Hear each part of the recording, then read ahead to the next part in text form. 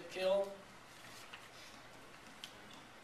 I see her 2-3 times a month, sitting on the balcony when weather permits, here in old Italy town in what is called North Beach. Her robe slightly parted, thumbing through the pages of a book, taking no notice of the people below.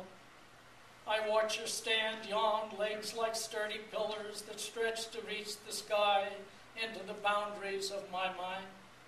My eyes begging to read the pages she turns with sensual fingers, wanting just one quick look, one intimate journey into the pages, into the space between the parting of her robe.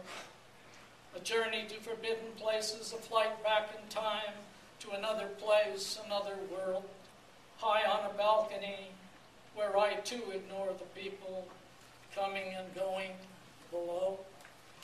San Francisco was once a great jazz town, in the old Fillmore, I'm sure you know, Bop City. They had great jazz performers and singers, and there was the Black Hawk was one of the major places out by the theater district on the outskirts of the Tenderloin. The Black Hawk, 1962. The old Black Hawk booked the best jazz musicians of the day, Getz, Miles Davis, Diz, just to name a few. I went there but twice, once with the poet Jack Michelin, once with a young Latina girl to see Miles Davis blow his magic. Forced to sit in the teenage section because she was only 17. Sipping on a Coke high in the high note, smoke curling around the room in long, lingering circles, sweet sack, smooth gin fizz, my hand on warm thigh, feeling high, feeling cool, bebop rhythms, dancing inside my soul. Demise of jazz. No cool cats in North Beach anymore, no cool cats blowing the horn. No jazz at the anxious asp, no bebop snapping fingers, no fallen angels spreading their legs on the way home from a conversation with God. No black cats improvising the blues, no white dudes riding the Midnight Express, no strung-out soul-train musicians blowing mean, clean notes, crucified, suffocating in the smoking mirrors of the mind, gone, buried in the decadence of collective madness. This is a poem on aging. Elias is 70 poems, so I'm getting past you quite some. Reflections. Approaching 70, feeling like a samurai with a dull-bladed sword singing into the teeth of night. Somewhere beyond the horizon, sailors buried at sea rise in ghostly procession.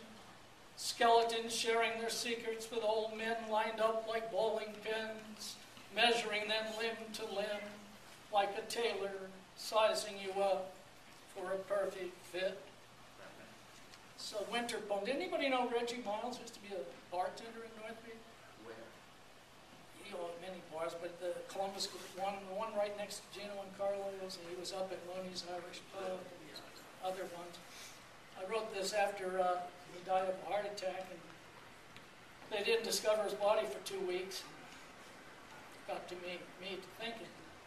It's been in the 30s, 2 nights in a row when the heater went out, and I'm sitting here freezing my ass off with a hacking cough, waiting on PG&E to come and fix the problem.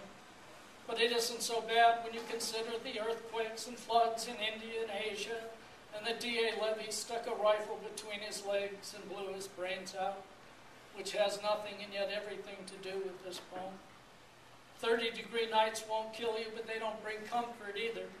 The trouble with being single, the trouble with growing old, is knowing you could die alone and go unnoticed for weeks, with nothing but rotting flesh to tell your story and a few poems to remember you by.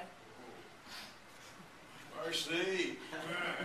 I'm going to close. I want to read one by Harold Norse, a poet friend of ours that died last year. Harold was expatriate for many years in the first part of the Beat era. He knew a lot of famous writers from James Baldwin, William Carlos Williams, and Mel's got a list of 150. I am not a man. I can't earn a living, buy new things for my family. I have acne and a small Peter. I am not a man. I don't like football, boxing, and cars. I like to express my feelings. I even like to put my arm around a friend's shoulder. I am not a man. I won't play the role assigned to me by Madison Avenue, Playboy, Hollywood, and Oliver Cromwell. Television does not dictate my behavior. I'm not a man. Once when I shot a squirrel, I swore I would never kill again. I gave up meat. The sight of blood makes me sick.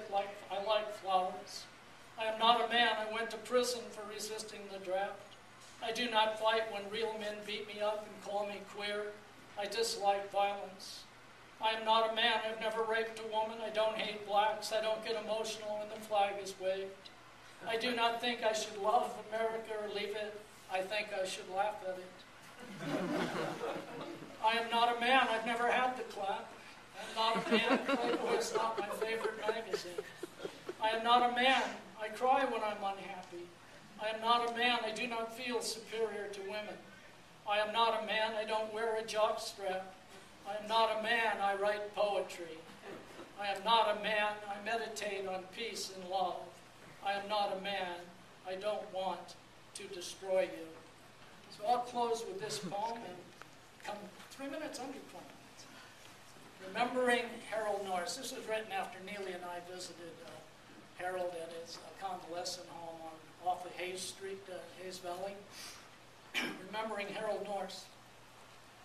Neely and I visit the old warrior praised by William Carlos Williams and other literary giants.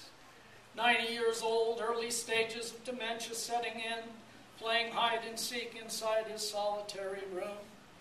Now an old man trapped in death's shadow, he reads us a poem from his collected works, his voice loud and clear like Sunday church bells. Finished, he puts down the book and becomes frail and vulnerable again.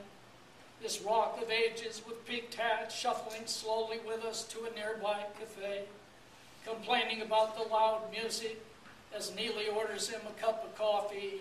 Make mine black, he says, then asks me why I didn't put milk in it. This forgotten warrior walking slowly back to the care facility, Neely shielding him with an umbrella to ward off the cold rain. That's my hotel, the Beat Hotel, he says. Hotel Nirvana racing inside his blood. He stops, says I can't go on, out of breath, as if the next step may be his last.